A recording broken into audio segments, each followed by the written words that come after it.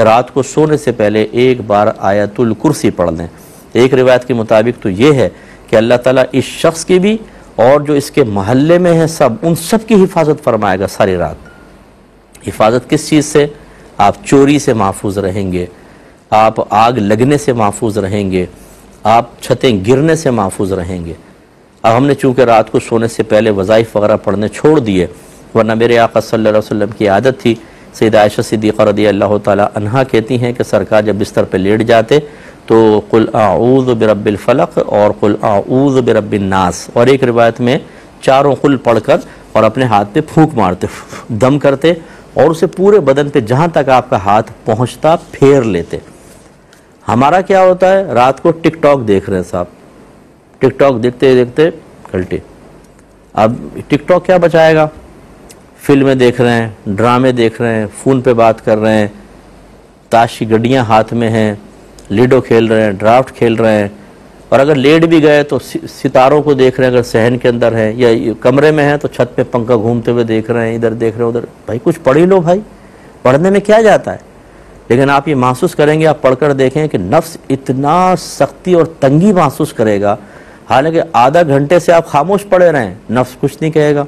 जहाँ आपने आयतुल कुर्सी पढ़ना शुरू की वहीं से अंदर से एक रेजिस्टेंस पैदा हो गया, छोड़ छोड़ छोड़ छोड़ दे।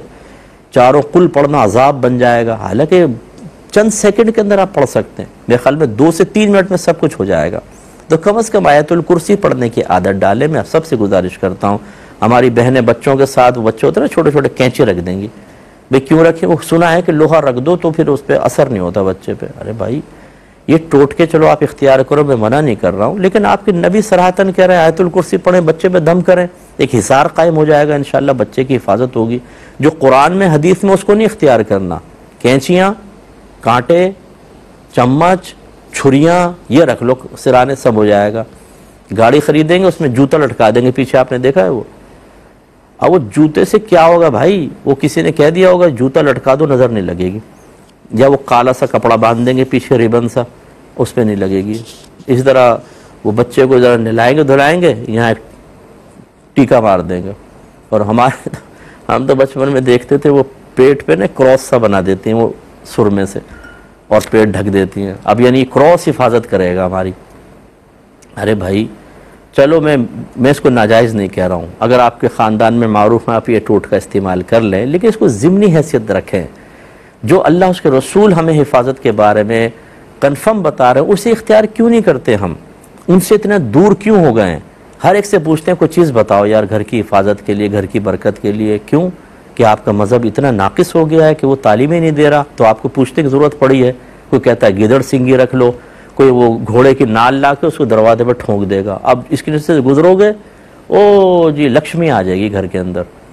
बाद मनी प्लांट लेकर आएंगे, उसको मनी प्लांट अंग्रेज़ों ने मारूफ कर दिया, मनी प्लांट यानी मनी आ जाएगी। और उसमें भी अल्लाह ताला माफ़ फरमाए, वो किसी ने कहा कि अगर इसको चुरा के घर में लगाया जाए ना फिर बड़ा पैसा आता है।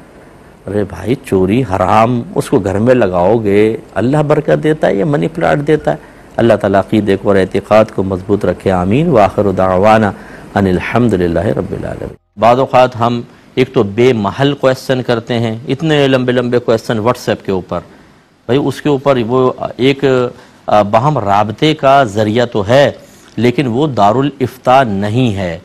हाँ, अगर कोई एक ग्रुप बना हुआ है कि वो ऑफ़र करते हैं आपको कि हमारे यहाँ मुफ्तियाने किराम हैं और आप उनसे क्वेश्चन कर लें, ये है महल, ये इस जगह। अब चाहे व्हाट्सएप के ऊपर ग्रुप बना हो, आप उनको क्वेश्चन भेज सकते हैं, चाहे कितने तवील हों छोटे हों, ठीक है वो सही है।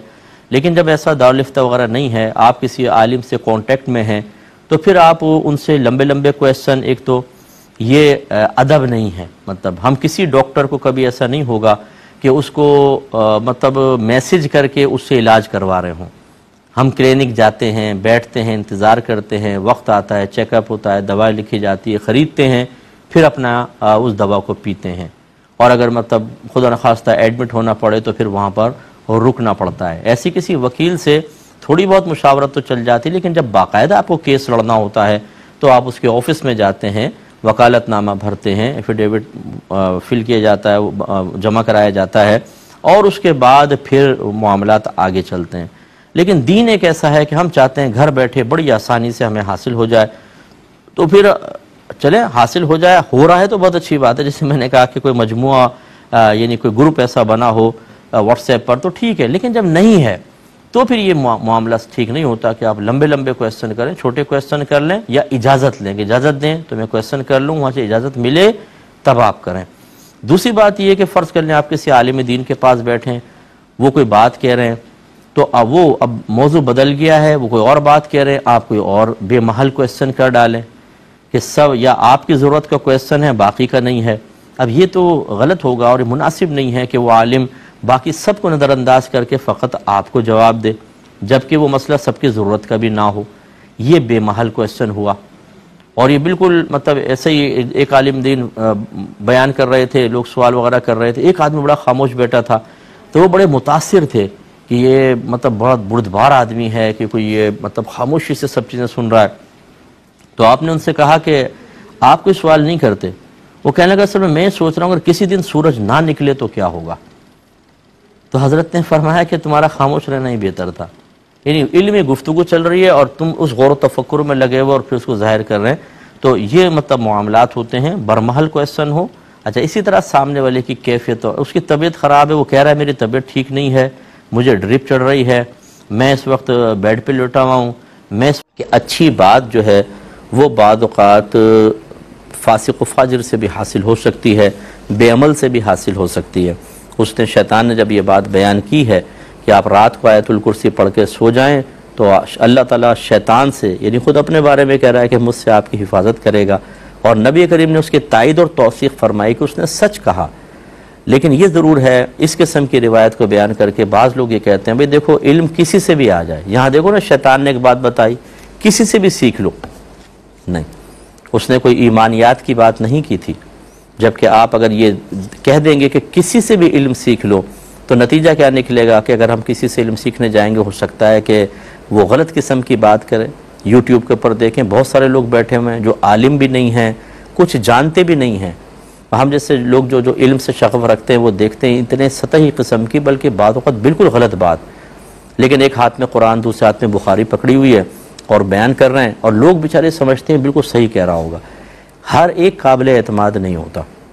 मैं अपने देखने वालों से तो गुजारिश करता हूँ QTV को ज़रा देखा करें और इस पे जो उलमा आते हैं, चूँकि हम जो कुछ बात करते हैं ये कोशिश करते हैं हत्तल इम्कान अच्छी बात बयान करें, सही बात बयान करें, कुरान और हदीस के मुआफ़िक़ बयान करें। और इसके अलावा फिर हमारा पूरा एक अमला है कि अगर कोई बयान रिकॉर्ड होता है तो उसको एक दफ़ा चेक कर लिया जाता है कि जी खिलाफ़ शरअ तो नहीं है, कोई मिस्टेक तो नहीं होगी कलाम करने के अंदर, फिर वो ऑन एयर होता है। लाइव प्रोग्राम्स का नहीं कह रहा हूँ, जितने रिकॉर्डेड होते हैं तकरीबन वो चेक किए जाते हैं और फिर आप तक आते हैं। यानी यहाँ से जो मवाद आपके पास आएगा वो काफ़ी काबिल एतमाद होगा। लेकिन बात वही है कि हम जी यूट्यूब पे हर एक को सुनो, हर एक की सुनो कौन क्या कह रहा है, फिर तुम फैसला करो। भाई लोग बेचारे इस काबिल कहाँ हैं कि वो मुख्तलिफ बातें सुनकर उनमें सही और गलत का फैसला कर सकें। लोगों के पास बेसिक इल्म नहीं है दीन का, आप उनको मुकल्लफ बना रहे हैं। ये बिल्कुल ऐसा है जैसे किसी ने मेडिकल बिल्कुल ना पढ़ी, उसको बिठा दें और 4 डॉक्टर्स को कहें कि आप अपनी तहकीकात बयान करें और इस आदमी से कहे गौर करो कौन सही कह रहा है, सबकी सुनो और गौर करके फैसला करो।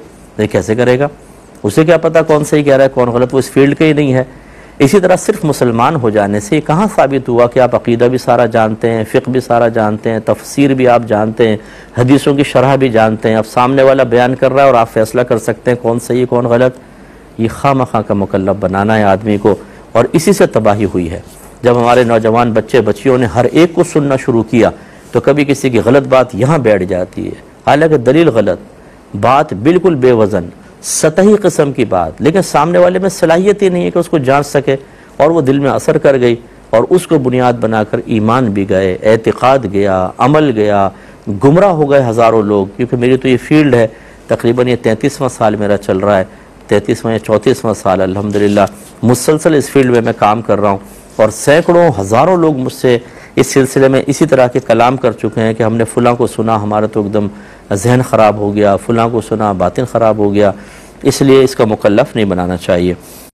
और याद रखिएगा, अच्छी तरह नाराज होइएगा, नबी करीम ने फरमाया वो शख्स दयूस है जिसे इस बात की परवाह ना हो कि उसके घर में कौन आता जाता है। दयूस मीन्स पता है आपको क्या होता है? उर्दू में बताऊं, नाराज तो नहीं होंगे? बेगैरत।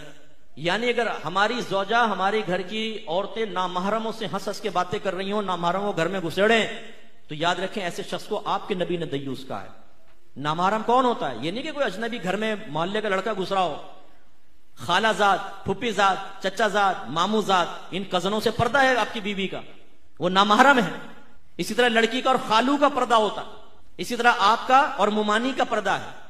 इसी तरह अगर आपकी चच्ची खाला ना हो सकी, बाहर से आई है, तो चच्ची का और आपका भी पर्दा है। हमारे यहां कहां हो इसका ख्याल करते? अल्लाह के नबी पर्दे के अहकाम बयान फरमाए, और हमारी हालत यह है कि अगर हम इस तरह की बातें बयान करें तो ये औरतें हमारे खिलाफ बोलना शुरू कर देती। अरे क्या हम गारों में छुप के बैठ जाएं? दूध वाले से हंस के ये